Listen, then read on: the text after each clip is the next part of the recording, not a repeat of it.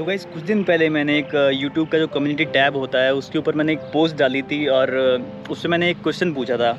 उससे मैंने ये पूछा था कि आपके जो भी क्वेश्चंस हैं ताजिकिस्तान को लेके वो आप इस पे कमेंट करिए और मैं कोशिश करूँगा कि उन सब में से जो मेन क्वेश्चंस होते हैं उनके ऊपर एक वीडियो बनाऊँ, सो दैट जो भी आने वाले ट्रैवलर्स हैं ताजिकिस्तान में उनके लिए बहुत ईजी हो जाएगा, क्योंकि अभी सबको एक एक करके आंसर करना मेरे लिए ही बहुत मुश्किल हो जाता है और आपके लिए भी समझना मुश्किल हो जाएगा। तो बेटर है कि एक ही वीडियो में आपको मैं सारी इन्फॉर्मेशन दूंगा ताजिकिस्तान को लेके।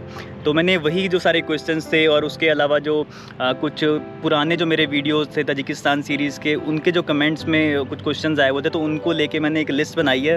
तो अभी मैं अपने फ़ोन में क्वेश्चन पढ़ता हूँ, साथ साथ आपको जवाब दूंगा और इससे आपका आने वाला अगर ताजिकिस्तान का आप ट्रिप प्लान कर रहे हैं या फिर कुछ टाइम बाद भी प्लान करने वाले हैं या फिर आप कोई ऑप्शन देख रहे हैं कि कहाँ जाया जाए, तो आप ताजिकिस्तान को कंसीडर कर सकते हैं। तो शुरू करते हैं इसको। तो गाइस पहला जो क्वेश्चन आता है, जो सबसे पहले हमें ज़रूरत होती है ताजिकिस्तान आने के लिए, वो है ज़रूरत यहाँ के वीज़ा की। तो वीज़ा दो टाइप के होते हैं, ई वीज़ा होता है या एक नॉर्मली एम्बेसी टाइप से वीज़ा होता है, कई जगह वीज़ा फ्री भी होता है। लेकिन इंडियंस के लिए ताजिकिस्तान आने के लिए वो एलिजिबल हैं ई वीज़ा के लिए। ई वीज़ा एक बहुत ही सिंपल प्रोसेस होता है, मैं ज़्यादा डिटेल में नहीं जाऊँगा, लेकिन छोटा सा प्रोसेस होता है। आपको ऑनलाइन अपना पासपोर्ट और आपकी एक फ़ोटो डालनी होती है और इसके अलावा कुछ डॉक्यूमेंटेशन मांगते नहीं हैं। तो ऐसा ही प्रोसेस है ताजिकिस्तान के ई वीज़ा का। मैंने इसकी एक अलग से वीडियो भी बनाई है, लेकिन मैं फिर से एक बार आपको समराइज़ वे में बता रहा हूँ कि आप इसका ई वीज़ा अप्लाई करेंगे। इसकी कुछ फ़ीस है, $30 $50 फ़ीस होती है कि आप परमिट के हिसाब से होती है। तो अगर आपको सिंपल वीज़ा चाहिए तो आपको $30 का है, और अगर आपको जो एक मैं पामीर रीजन में इसमें गया था तो उसके लिए भी आपको ऐड करना है तो आपका $50 का वीज़ा हो जाता है, 30 + 20 $50 का। और लगभग ये टाइम ज़्यादा लगाते हैं। वैसे नॉर्मली ये बोलते हैं कि हम एक हफ़्ते में आपको रिप्लाई कर देंगे, लेकिन वो 7 वर्किंग डेज़ होते हैं और काफ़ी लोगों का ज़्यादा भी टाइम लग जाता है। तो कई बार ये 8-10 दिन भी लगा देते हैं आपको रिप्लाई करने में, बट मोस्ट प्रोबेबली आपको रिप्लाई कर देते हैं और वीज़ा दे ही देते हैं। तो अगर आप प्लान कर रहे हैं ई वीज़ा अप्लाई करने का तो थोड़ा सा टाइम पहले अप्लाई कर दो, और जब आपका वीज़ा आ जाता है तो उसके बाद आप टिकट बुक कर सकते हो। और सेकंड जो क्वेश्चन मेरे पास आ रहा है वो आ रहा है कि भाई फ़्लाइट का रूट बताओ। तो फ़्लाइट का रूट देखो, इस टाइम पे कोविड की वजह से काफ़ी फेरबदल होते रहते हैं, लेकिन मैं प्रेजेंट टाइम के आपको हिसाब से बताऊं, और वैसे नॉर्मल टाइम में भी कोई डायरेक्ट फ़्लाइट नहीं रहती है इंडिया से लेके ताजिकिस्तान की। तो दो रूट बनते हैं इस टाइम आने के लिए। तो या तो ये रूट है कि आप दुबई का रूट यूज़ करोगे। तो दुबई का रूट यूज़ करते हो तो एक फ़्लाई दुबई एयरलाइन है जो आती है दुबई से लेके दुशांबे जो कि है कैपिटल ताजिकिस्तान की। तो अब दिल्ली से वाया दुबई होते हुए आप आ सकते हैं दुशांबे। तो अभी मैंने देखा जो नेक्स्ट 1-2 महीने की इसकी कोस्टिंग दिखा रहा है, तो वो लगभग इसकी आ रही है 25 से 30 हज़ार के बीच में इसकी फ़्लाइट टिकट आ रही है। तो एक तो ये ऑप्शन हो गया। दूसरा ऑप्शन है आपके पास उज़्बेकिस्तान एयरलाइंस का। तो मैंने भी वैसे उज़्बेकिस्तान एयरलाइंस का यूज़ किया था, क्योंकि ये थोड़ी सी इनके प्लेन्स बड़े होते हैं और अच्छी सर्विस है इनकी। एक अलग एयरलाइन में भी ट्रैवल करने का मौका मिलता है। तो उज़्बेकिस्तान एयरलाइंस आती है वाया ताशकंद, क्योंकि वो ताशकंद उज़्बेकिस्तान की है और ताशकंद उज़्बेकिस्तान की कैपिटल है, तो वो आती है वाया ताशकंद। लेकिन इसका ताशकंद में लेओवर रहता है लगभग 20 घंटे का, तो टोटल आपको लग जाते हैं 24-25 घंटे इस पूरी जर्नी में। और उसमें भी लगभग इतना ही टाइम लगता है। फ़्लाई दुबई भी लगभग आपको 20 घंटे का टाइम लेती है, जिसमें से 15-16 घंटे का उसका लेओवर है, बाकी 4-5 घंटे जो उसका फ़्लाइट का टाइम है। तो दोनों ही ऑप्शंस हैं आपके पास। अगर आप मेरे से पूछोगे तो मैं आपको सजेस्ट करूंगा उज़्बेकिस्तान एयरलाइंस का यूज़ करो, और बाकी आपके ऊपर है, जोन सी आपको जिस टाइम पे सस्ती मिल जाए। मेरे को थोड़ी सी और सस्ती मिली थी, मेरे को लगभग पड़ी थी 20 हज़ार के आसपास, और मैंने 1 महीना पहले बुक कर ली थी। लेकिन आजकल बहुत महंगी चल रही हैं फ़्लाइट्स, तो अकॉर्डिंगली प्राइस आपका आएगा 25 हज़ार से 30 हज़ार के बीच में। जो फ़्लाइट दुबई है ये वीक में दो या 3 बार आती है यहाँ पे। और जो उज़्बेकिस्तान एयरलाइंस है, वैसे तो इसका शेड्यूल 2 बार आने का होता है, एक ट्यूसडे का और फ्राइडे का, लेकिन आजकल कोविड के चक्कर में सिर्फ एक बार ये ट्यूसडे को ही आती है। और आपको शायद हो सकता है कि कई बार ये एक काम एयर है वो उसका भी दिखाए टिकट, लेकिन उसको बुक मत करना, क्योंकि वो अफ़गानिस्तान की एयरलाइन है और मुझे लगता नहीं है कि वो आज के टाइम में ऑपरेट कर रही होगी। तो काम एयर को मत यूज़ करना, उज़्बेकिस्तान एयरलाइंस या फिर आपकी फ़्लाई दुबई। अब फ़्लाइट लेके दुशांबे तो पहुंच गए, लेकिन अब आगे आती है इमिग्रेशन। तो इमिग्रेशन के ऊपर ही मैंने एक वीडियो बनाया था, आप उसमें भी देख सकते हैं। अदरवाइज़ मैं आपको समरी में फिर से बता देता हूं कि यहाँ का इमिग्रेशन बहुत ही स्मूथ होता है। कि अगर आपने कोई कोई दिक्कत ना कर रखी हो, कोई पुलिस केस वगैरह ना हो, तो अदरवाइज़ तो आपको यहाँ कोई कुछ नहीं पूछता है। और कोविड को लेके जो गाइडलाइंस हैं इनकी, तो इनका कोई मैंडेटरी क्वारंटीन नहीं है, और सिर्फ आपको RT-PCR रिपोर्ट मांगते हैं, वो भी आपका फ़्लाइट वाले ही चेक करते हैं। यहाँ पे लैंड होने के बाद इमिग्रेशन वाले ये चीज़ नहीं चेक करते हैं। तो RT-PCR अपना करा के आओ, और वैक्सीनेशन का भी कुछ नहीं मांगते हैं। तो ईज़ी प्रोसेस है, ईज़ी इमिग्रेशन है। इमिग्रेशन के बारे में हम ज़्यादा बात नहीं करेंगे। इसके बाद बात आती है करेंसी वैल्यू की, रोकड़ा। तो यहाँ की जो करेंसी है उसको बोलते हैं ताजिक सोमोनी। तो वैसे इसकी जो वैल्यू है वो इंडियन रुपीज़ के हिसाब से एक ताजिक सोमोनी होता है लगभग 6.6 इंडियन रुपीज़। लेकिन ये सुन के ही मत सोचना कि यहाँ बहुत एक्सपेंसिव होगा। ऑलमोस्ट प्राइस हर चीज़ के ऑलमोस्ट इंडिया के बराबर ही हैं। मैंने एक अलग से वीडियो भी बनाई थी जिसमें मैंने आपको सुपरमार्केट का भी दिखाया था कि क्या कुछ है, कि कितने रुपए की क्या चीज़ मिलती है। तो ठीक है, यहाँ पे रहने के लिए मतलब प्राइस वगैरह की ऐसी कोई दिक्कत नहीं है। हालांकि इनकी करेंसी थोड़ी एक्सपेंसिव है, लेकिन उस हिसाब से ही प्राइस होते हैं हर चीज़ के।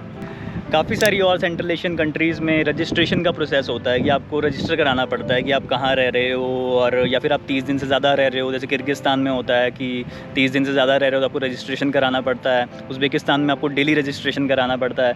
लेकिन ताजिकिस्तान में रजिस्ट्रेशन का कोई सीन नहीं है, और आपको नहीं कराना पड़ता। जितने दिन भी हो आप जहाँ मर्जी रह रहे हो, दे डोंट केयर। और रजिस्ट्रेशन का बिल्कुल क्रॉस है, तो इसको निकाल देते हैं। उसके बाद आती है पर डे एक्सपेंस की बात, जो काफ़ी लोग मुझसे पूछ रहे थे। ये काफ़ी बार रिपीट हुआ था ये क्वेश्चन। तो पर डे एक्सपेंस में देखो, मेरा जो बजट रहता है वो रहता है लगभग 1500 इंडियन रुपीज़ का, जो मैं बैक पैकिंग स्टाइल में करके चलता हूँ। और तो इसमें अगर मैं इसको डिस्ट्रीब्यूट करूँ 1500 रुपये को, तो नॉर्मली जो पहला हमारा मेन खर्चा होता है वो होता है एकोमोडेशन का। तो हर बंदा काउच सर्फिंग नहीं यूज़ करता, तो मैं एक नॉर्मल बैक पैकर के उससे बताऊँगा। तो हम यूज़ करते हैं हॉस्टल्स। तो हॉस्टल्स का यहाँ पे अलग अलग खर्चा है। देखो, कई जगह पे आपको $7 का भी हॉस्टल मिल जाएगा, $5 का भी मिल जाएगा, कई जगह पे आपको $10 का मिलेगा, कई जगह पे आपको $13 का मिलेगा। तो ऑन एन एवरेज अगर हम बात करेंगे तो $10 का आपका हो गया हॉस्टल, लगभग 700 रुपये का हॉस्टल हो गया। और इसमें आपको ब्रेकफास्ट यहाँ पे आपको हर जगह हॉस्टल में साथ ही मिलेगा, तो आपकी एक मील भी कवर होगी। उसके अलावा आपकी बचती हैं 2 मील्स और। तो अगर आप खुद से कुक करते हो या बाहर रेस्टोरेंट में भी जाके खाते हो, तो लगभग आपकी 150 रुपये के आसपास आपको मील पड़ेगी। तो 300 रुपये आपके मील के हो गए, 700 रुपये हो गए आपके रहने के, और 500 रुपये आप अपना और यूज़ कर सकते हो। कुछ भी है कि अगर आप ट्रैवल कर रहे हो तो कहीं पे एंट्री टिकट है उसका हो गया, या फिर अगर आप मतलब 2-3 दिन आप एक हॉस्टल में रहे तो आपका खर्चा आया हज़ार रुपये खाने पीने के साथ। उसके बाद आपने कहीं ट्रैवल किया तो जो 500 रुपये आपको डेली के बच रहे थे वो आपके कहीं टिकट में यूज़ हो गए। तो ऑन एन एवरेज आपका इतना ही खर्चा आएगा, 1500 रुपये। और हॉस्टल में और डॉर्मेट्री की बात कर रहा हूँ मैं। और अगर आप जैसे रूम में रुकना पसंद करते हैं और 2 लोग हैं, तो तब भी आपका घूम फिर के इतनी बात पड़ जाएगी, $15 का आपको रूम मिल जाता है। और 2 लोग शेयर कर रहे हैं तो फिर $7, $8 या फिर $10 के आसपास आपका रूम का चार्ज पड़ जाता है। तो ये हो गया हमारा 1500 रुपये डेली का हमारा बजट है। और इस हिसाब से देखो, अब मैंने यहाँ पे दिन बिताए, लगभग मैं यहाँ पे रहा 20 दिन रहा, और मेरा जो मैंने अभी कैलकुलेट किया बैठ के, तो मेरा जो टोटल खर्चा आया वो लगभग 30-32 हज़ार के आसपास आया।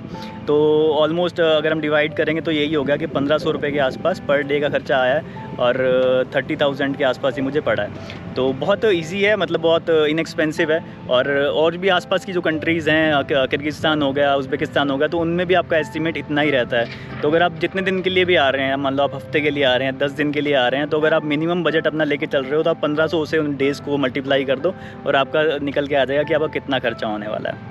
तो गाइस, पैसों की अगर बात चल रही थी तो मैं आपसे एक और बात शेयर करना चाहूँगा। तो काफ़ी लोग मेरे से ये भी पूछते हैं कि भाई आप इतने पैसे कहाँ से लाते हो ट्रैवल करने के लिए। तो देखो, मैं अभी यूट्यूब से तो मैं इतना कुछ नहीं कमाता हूँ कि मेरे ट्रैवल के खर्चे निकल सके। तो हाँ, मेरी थोड़ी सेविंग्स हैं, और कुछ मैं अपना साथ साथ जब मैं करता हूँ तो मैं कुछ ना कुछ काम भी करता रहता हूँ, जिससे मैं थोड़ा बहुत मेरे को मंथली अर्निंग आती रहती है।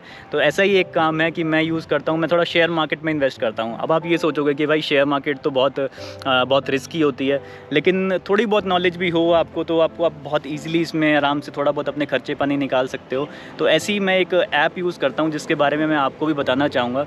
तो ये है एक ऐप, अपस्टॉक्स नाम की ऐप है, और इसको मैं यूज़ करता हूँ शेयर मार्केट में इन्वेस्ट करने के लिए। और मैं ज़्यादा कोई रिस्की शेयर्स नहीं करता। मैं एक IPO नाम की चीज़ होती है, आप जानते होंगे, तो इनिशियल पब्लिक ऑफरिंग कहते हैं शायद उसको। तो कोई भी नई कंपनी अगर किसी शेयर मार्केट में लिस्ट होती है तो उसके कुछ शेयर्स निकलते हैं। तो उनमें उसके लिए आपको सिर्फ एक बार अपना कुछ अमाउंट डालना पड़ता है, और उसके बाद आप इजीली उसको अगर आप लकी हो, क्योंकि उसमें एक ड्रॉ सिस्टम होता है, तो उसमें अगर आपका नाम आ जाए तो आपको काफ़ी अच्छा प्रीमियम दे जाते हैं। इनिशियली आते ही आपको अच्छा प्रीमियम दे देगा, मोस्ट ऑफ द केस में आपको अच्छा प्रीमियम दे जाएगा। अदरवाइज़ हो सकता है कि वर्स्ट केस में वो सेम ही रेट पे खोले, लेकिन उसमें लॉस होने के चांसेस बहुत ही कम होते हैं। तो ऐसी एक ऐप है ये अपस्टॉक्स की ऐप है। तो इस पर अगर आप मेरा रेफरल कोड यूज़ करके अपना एक अकाउंट बनाओगे तो आपके भाई को सपोर्ट मिलेगा, ठीक है, और आपको भी एक नॉलेज मिलेगी। और आप थोड़ा बहुत इसमें रिसर्च करो, ऐप को डालो, इसमें अकाउंट बनाओ, मेरा लिंक ज़रूर यूज़ करना, अपना एक अकाउंट कंप्लीट करो, उससे कुछ मेरे को हेल्प हो जाएगी और कुछ आपको अपने ट्रैवल्स में आपको हेल्प मिलेगी। आप भी इसमें थोड़ा सा रिसर्च करो। इनिशियली मैं नहीं कहता कि आप सीधा इसमें इन्वेस्ट करने लग जाओ, कुछ टाइम आप इसको पढ़ो, देखो इसमें कि कैसे कैसे क्या होता है, थोड़ा और नेट पर रिसर्च करो, अपना इसमें अकाउंट बना लो बस मेरे रेफरल कोड से, कुछ टाइम रिसर्च करो, फिर इसमें इन्वेस्ट करना शुरू करो। तो मैं इससे कुछ ना कुछ मंथली में इससे 10-12 हज़ार मैं इससे भी कमा लेता हूँ, तो उससे ही मेरा खर्चा पानी चलता रहता है। और बाकी आपकी बहुत हेल्प होगी अगर आप मेरे इस रेफरल कोड से आप अपना एक इस पर अकाउंट बना लो। अकाउंट कंप्लीट कर लेना, हो सकता है उसमें थोड़ा टाइम लग जाएगा, 15 मिनट आधा घंटे का टाइम लग सकता है, क्योंकि थोड़ी बहुत वेरिफिकेशन होती है, लेकिन फ्री ऑफ कॉस्ट है, इसमें आपको कुछ नहीं पे करना है और भाई की हेल्प हो जाएगी।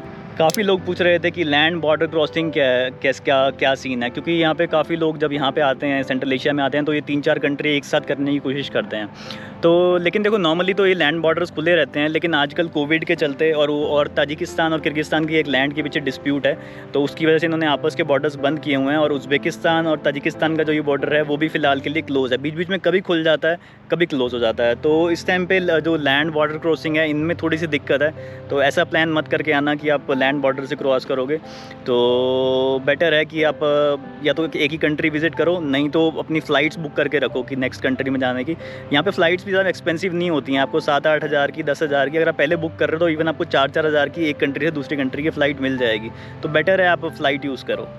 इसके बाद ये आता है क्वेश्चन कि हम अगर ताजिकिस्तान आते हैं तो हम कहाँ कहाँ घूम सकते हैं। देखो ताजिकिस्तान बहुत बड़ा है और मोस्टली इसका सारा पार्ट माउंटेन से भरा हुआ है। तो इसमें अगर आप जैसे अब बाहर से आओगे, कहीं से भी किसी कंट्री से आते हो, तो पहले आप आओगे दुशांबे, क्योंकि वहीं पे इनका इंटरनेशनल एयरपोर्ट है।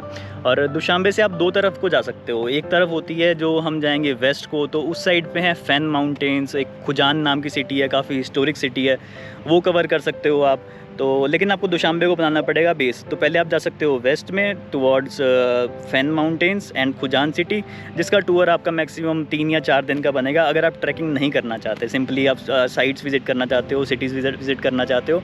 और उसके बाद मेनली जो आता है, मेनली यहाँ पे लोग आते हैं ईस्टर्न पार्ट के लिए, जहाँ पे मैंने आपको दिखाया था, आपको पामीर में ले गया था और वखान वैली में ले गया था। तो वो मेन खासियत है ताजिकिस्तान की।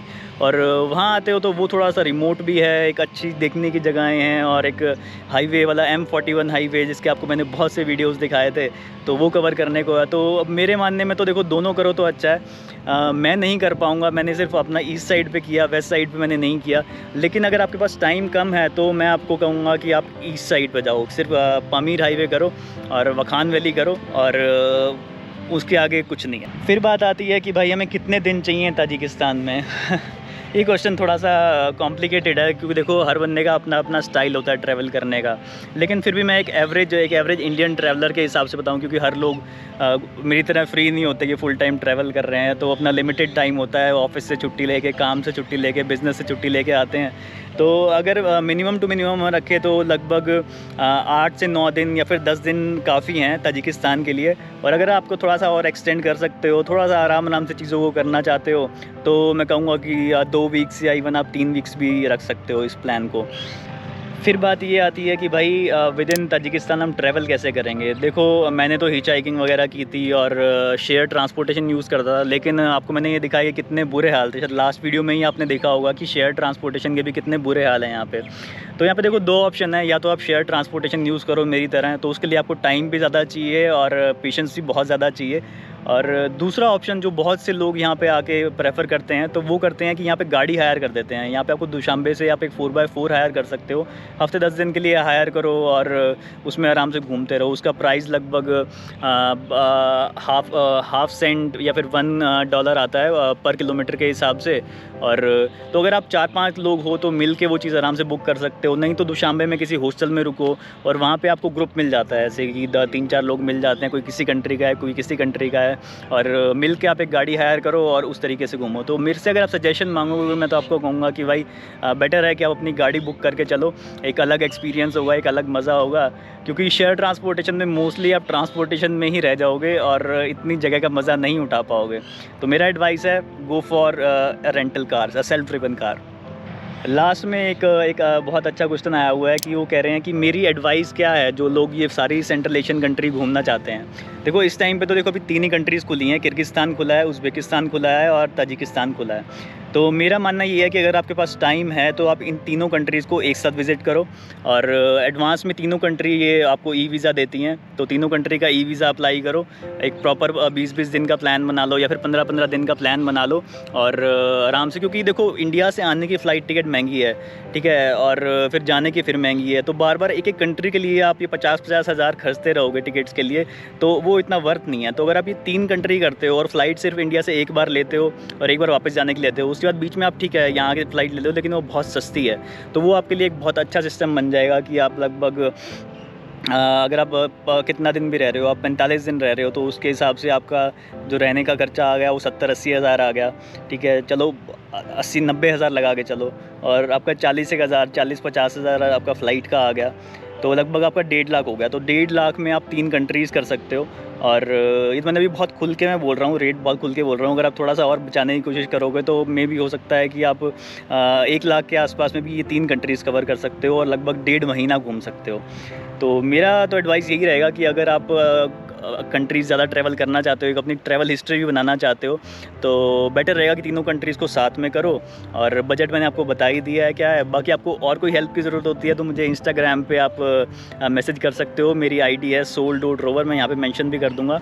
आप मुझे उस पर क्वेश्चन पूछ सकते हो। मैं कोशिश करता हूँ देखो सबको रिप्लाई करने का, जितने भी लोग मेरे से क्वेश्चन पूछते हैं। मैं कमेंट भी जो मेरे यूट्यूब पे आते हैं मैं उनकी कोशिश करता हूँ आपको रिप्लाई करने का, और हमेशा मेरी कोशिश रहेगी कि मैं आपको रिप्लाई करूँ, आपके साथ एक कनेक्शन बनाए रखूँ, क्योंकि आपका प्यार है तभी मैं हूँ, तभी मैं ट्रैवल कर पा रहा हूँ। और आपका प्यार नहीं रहेगा, मेरा आपसे वो कनेक्शन नहीं रहेगा, तो इस ट्रैवल का फ़ायदा ही नहीं रहेगा, इस व्लॉगिंग का फ़ायदा ही नहीं रहेगा।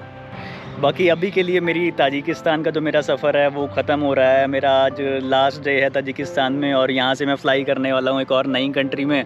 किस कंट्री में जा रहा हूँ तो लग ही जाएगा यार, अगले वीडियो में पता लग ही जाएगा, तो थोड़ा सस्पेंस रहने देते हैं। अभी आप ये इन्फॉर्मेशन एंजॉय करो और अपना ट्रिप प्लान करो। आप जब भी कर रहे हो, अभी इसी साल करना है, नेक्स्ट साल करना है, अपना ट्रिप प्लान करो अच्छे से। और बाकी मुलाकात होगी आपसे नेक्स्ट वीडियो में। तब तक के लिए take care, bye bye, sayonara.